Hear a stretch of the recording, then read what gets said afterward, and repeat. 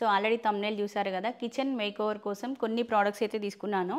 So kitchen cleaning అంతా అయిపోయింది. Very soon అంటే శ్రావణ మాసం కన్నా ముందే మీకు కిచెన్ టూర్ అయితే ఇచ్చేస్తాను. ఇంకా నేను ఏమేమైతే మేకోవర్ చేయాలి అనుకున్నానో అన్ని మ్యాక్సిమం ఆర్డర్ ప్లేస్ చేశానండి. ఇంకొక 5-6 ఐటమ్స్ ఉన్నాయి కంపల్సరీ కావాలి అనుకున్నవి. సో అవి నెక్స్ట్ వీక్ ఆర్డర్ ప్లేస్ చేస్తున్నాను. వచ్చిన తర్వాత ఇంకా కంప్లీట్గా కిచెన్ టూర్ అయితే షూట్ చేసేస్తాను. ఎంతమంది కిచెన్ టూర్ చేయమని అడిగారో, చాలామంది డిసప్పాయింట్ కూడా అయ్యారు. సో మీ అందరి కోసం కిచెన్ టూర్ అయితే ఇచ్చేస్తాను. హోమ్ టూర్ అయితే ఇప్పట్లో చేయలేను, కిచెన్ టూర్ మాత్రం చేస్తాను. ఇప్పుడు వీడియోలో చూపించే ప్రోడక్ట్స్ అన్ని కూడా అమెజాన్లోనే తీసుకున్నాను. 1-2 మాత్రం ఫ్లిప్కార్ట్లో తీసుకున్నాను. అవన్నీ కూడా షేర్ చేస్తాను. అండ్ ఈ ప్రోడక్ట్స్కి సంబంధించిన లింక్స్ కూడా ఈ వీడియో కింద డిస్క్రిప్షన్లో ఇస్తానండి. సో ఇంకా వీడియో స్టార్ట్ చేసే ముందే శారీ డీటెయిల్స్ కూడా ఇచ్చేస్తానండి. ఈ బ్యూటిఫుల్ శారీ వచ్చేసి ఇష్టసఖి ఫ్యాషన్స్ ఇన్స్టాగ్రామ్ పేజ్లో తీసుకున్నాను. 2 years బ్యాక్ దివాళీ ఫెస్టివల్కి తీసుకున్నాను వాళ్ళ దగ్గర. మళ్ళీ ఆఫ్టర్ 2 years మళ్ళీ ఈ శారీ అయితే తీసుకున్నాను. శారీ ఎంత కంఫర్టబుల్గా ఉందో అండి. నేను సికింద్రాబాద్లో ఒక సిల్వర్ షాప్ ప్రమోషన్కి వెళ్ళినప్పుడు కట్టుకున్నాను. చాలా కంఫర్టబుల్గా ఉంది. డే అంతా శారీ కట్టుకునే ఉన్నాను. ఇది చూడడానికి మనకి స్టిఫ్ ఫ్యాబ్రిక్ లాగా కనిపిస్తుంది వీడియోలో, బట్ మనం ఇలా టచ్ చేసి చూస్తే మాత్రం చాలా సాఫ్ట్ మెటీరియల్ అండి. మనం ఎలా కడితే అలా ఉంటుంది శారీ అనేది. సో దీంట్లో బ్లౌజ్ ఇలా వచ్చిందండి, ఇలా బ్లూ కాంబినేషన్లో వచ్చింది. బట్ నేను నా దగ్గర ఉన్న వర్క్ బ్లౌజ్తో పేరప్ చేశాను.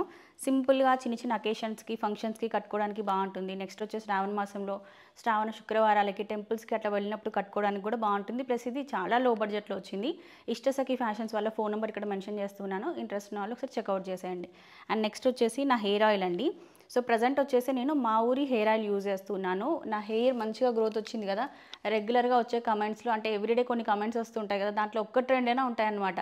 మీరు హెయిర్కి ఎక్స్టెన్షన్స్ పెట్టుకొని చేస్తున్నారు కదా, విగ్ పెట్టుకొని చేస్తున్నారు కదా, అలా కమెంట్స్ చేస్తూనే ఉంటారు. హెయిర్ ఇట్లా లీవ్ చేసినప్పుడు కొంచెం లెంతీగా అనిపిస్తూ ఉంటుందండి. హెయిర్ ఇట్లా పైకని కొప్పులాగా వేసుకున్నప్పుడు కొంచెం చిన్నగా అనిపిస్తుంది. రీసెంట్గా ఒక హ్యాంగర్స్ వీడియో చేశాను నేను. హ్యాంగర్స్ వీడియో చేసినప్పుడు హెయిర్ ఇట్లా పైకి పెట్టుకొని చేశాను అనమాట. అప్పుడు కింద కమెంట్స్ వచ్చాయి చాలా వరకు, హెయిర్ అంతా నీకు లేదు కదా హారిక, మామూలుగా శారీస్ అట్లా కట్టుకున్నప్పుడు ఎక్స్టెన్షన్స్ అటాచ్ చేసుకొని వీడియోస్ చేస్తున్నావు కదా అలా అన్నారు.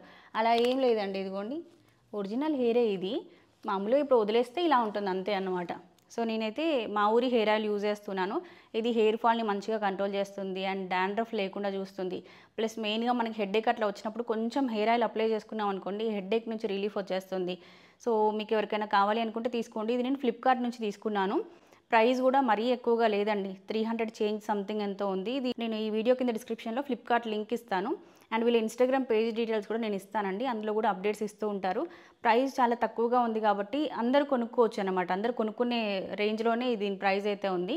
సో నాకైతే చాలా నచ్చింది. మంచి రిజల్ట్ ఉందండి. ఇది 100% ఆర్గానిక్, హోమ్ మేడ్ కూడా. నాకు ఆల్మోస్ట్ ఒక 4-5 years నుంచి తెలుసు ఈ బ్రాండ్ వాళ్ళు. సో ట్రస్టెడ్ బ్రాండ్ అనమాట. సెకండ్ థాట్ లేకుండా మీరు అందరూ పర్చేస్ చేసుకొని యూజ్ చేసుకోవచ్చు.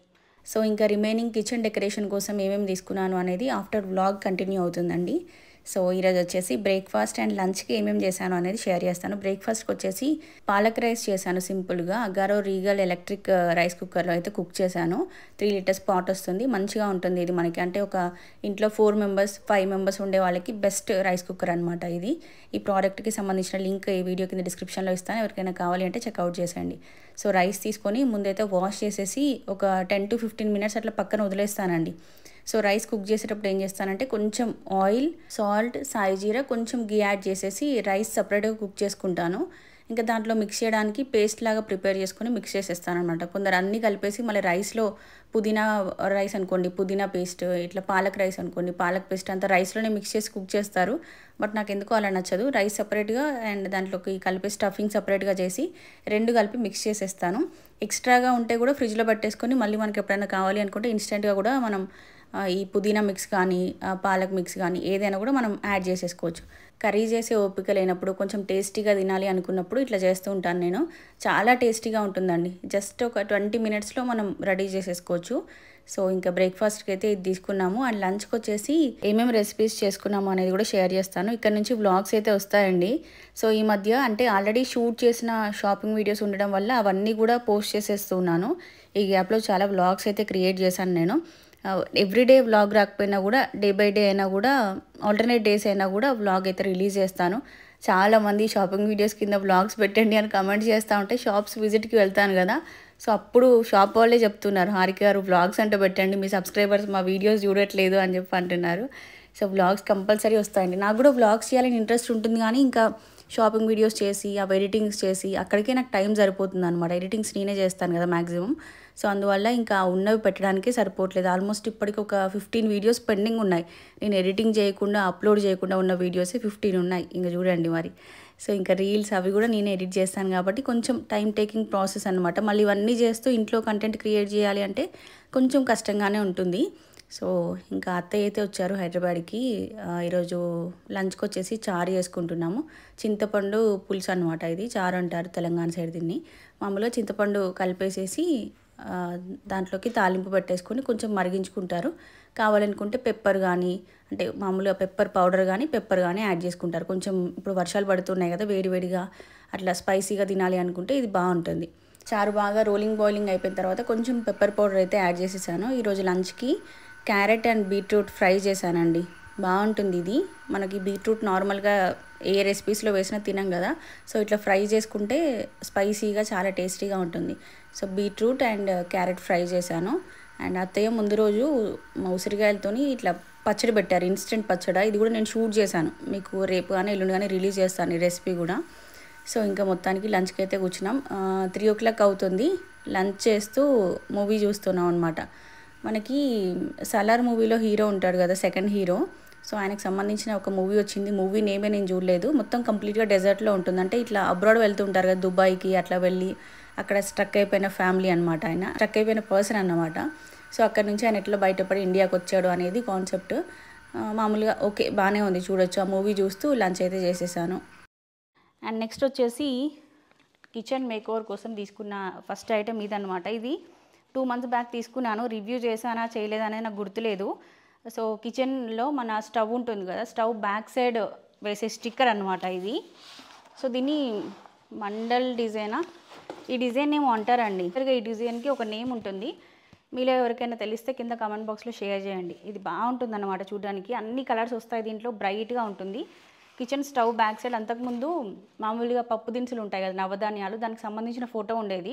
నేను అది స్టిక్ చేసినప్పుడు కూడా బ్లాగ్ పెట్టాను. ఆల్మోస్ట్ 2 years అట్లా అయిపోయింది. దానిపైన ఇంకా అన్ని ఆయిల్ మరకలు అవి ఇవి ఉండి జిడ్డు పట్టేసింది అని చెప్పేసి ఆ స్టిక్కర్ రిమూవ్ చేసేసి క్లీన్ చేసేసాను.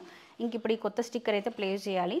సో ఇది ప్లేస్ చేసిన తర్వాత దీని పక్కనే ఇంకా కొన్ని డెకరేటివ్ ఐటమ్స్ స్టిక్ చేద్దామని చెప్పేసి MDFలో కొన్ని ఆర్డర్ చేశాను. ఇవి వచ్చేసాయి. అన్బాక్స్ చేసి చూసుకున్నానండి. రీసెంట్గా ఇలాగే వీడియో షూట్ చేస్తున్నప్పుడే అన్బాక్సింగ్ చేద్దామని చెప్పేసి ఒక ప్రోడక్ట్ అన్బాక్స్ చేయలేదు. తర్వాత చెక్ చేస్తే దాంట్లో రాంగ్ ప్రోడక్ట్ అయితే వచ్చింది. మళ్ళీ రిటర్న్ పెట్టుకోవడము అదంతా ప్రాబ్లం అయిపోయింది అనమాట. ఆ అమౌంట్ నా మీదే పడిపోయింది. సో అప్పటి నుంచి ఏం చేస్తున్నానంటే జస్ట్ అన్బాక్సింగ్ లాగా మీకు చూపించినా కూడా నేను ముందే అన్బాక్స్ చేసుకొని ఊరికే అందులో పెట్టేసి అట్లా క్లోజ్ చేసి పెట్టుకుంటున్నాను. సో ఇదిగోండి, ఇంకా మనం వీడియోలోకి వచ్చేస్తే ఇది స్టవ్ వెనకాల స్టిక్ చేసే స్టిక్కర్ అనమాట. జస్ట్ ఇది ఏం లేదు, వెనకాల ఇట్లా మనకి స్టిక్కర్ ఉంటుంది, అది రిమూవ్ చేసేసి టైల్స్కి స్టిక్ చేసేసుకోవడమే. సో దానికి మ్యాచింగ్గా స్టవ్ పక్కన ఎయిట్ సైడ్ అయితే కొంచెం ఎక్కువ స్పేస్ ఉంటుందో అటు సైడ్ ఇవి 3 స్టిక్ చేద్దామని చెప్పేసి ఇట్లా తీసుకున్నాను. వీటికి కూడా బ్యాక్ సైడ్ స్టిక్కర్ వస్తుంది. జస్ట్ ఇది రిమూవ్ చేసేసి స్టిక్ చేసుకోవడమే. ఇది దీనికి మ్యాచింగ్ అనమాట. సో ఈ స్టిక్కర్కి ఇది మ్యాచింగ్ అవుతుంది. సో ఇట్లా చూసి తీసుకున్నాను. చాలా వెతికి తీసుకున్నాను అనమాట. సో ఇలాంటి వాటి వల్ల మనం టెనెంట్స్గా ఉన్నప్పుడు మనం ఇంట్లో చేసే స్టిక్కర్స్ వల్ల, మన ఇంట్లో చేసే డెకరేషన్స్ వల్ల మన ఓనర్స్కి ప్రాబ్లం కాకుండా చూసుకోవాలి. సో మ్యాక్సిమం నేను స్టిక్ చేసేవి, రిమూవ్ చేసేవి ప్లేస్ చేస్తుంటానండి ఇంట్లో ఎక్కడైనా కూడా. హోల్స్ అట్లా ఏమైనా అంటే మూలలు అట్లాంటివి ఏమైనా పెట్టినా కూడా డ్రిల్ చేసే పెడతాము. సో దట్ మనం రిమూవ్ చేసినప్పుడు జస్ట్ అందులో పుట్టి పెట్టేసినా సిమెంట్ పెట్టేసినా అవి క్లోజ్ అయిపోతాయి అనమాట. దానివల్ల ఏం ప్రాబ్లం ఉండదు ఓనర్స్కి. సో అట్లా చూసుకొని మన వల్ల ఓనర్స్కి కూడా ఏమి ఇబ్బంది కాకుండా డెకరేషన్ అనేది చేస్తూ ఉంటాను ఇంట్లో. సో నెక్స్ట్ వచ్చేసి ఇవి ఒకటి తీసుకున్నాను, ప్లగ్ హోల్డర్స్ అండి. కిచెన్లో ఒకటే ఒక సాకెట్ ఉంటుంది.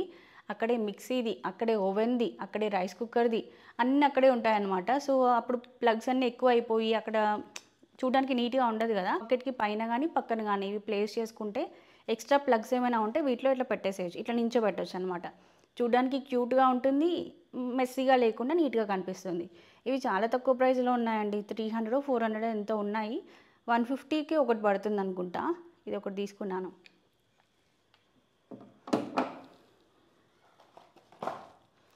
నెక్స్ట్ నా ఫేవరెట్ వన్ అండి. ఇదైతే ఎప్పటి నుంచో కార్ట్లో యాడ్ చేస్తున్నాను. రీసెంట్గా ఒక సేల్ జరిగింది కదా అమెజాన్లో.